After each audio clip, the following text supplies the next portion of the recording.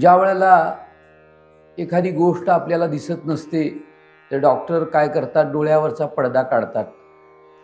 पण डोळा बदलत नाहीत म्हटले.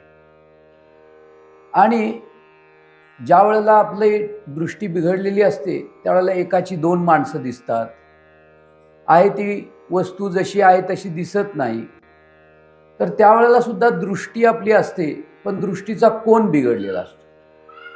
मग संत काय करतात, तर आमची जी दृष्टी आहे समाजाकडे बघण्याची आणि स्वतःकडे बघण्याची, ती या दृष्टीचा जो कोन बिघडलेला आहे ना, तो सरळ करायचा. म्हणून दृष्टिकोन जो आहे ना, तो दृष्टिकोन म्हणजे कोन आमचा बिघडलाय. पहिला आम्हीच बिघडलेलो आहोत. आम्ही बिघडलोय म्हणजे काय, की आम्ही कोण आहोत हे न जाणणं म्हणजे आम्ही बिघडल्याचंच लक्षण आहे. आणि जे आम्ही आहोत त्याची विस्मृती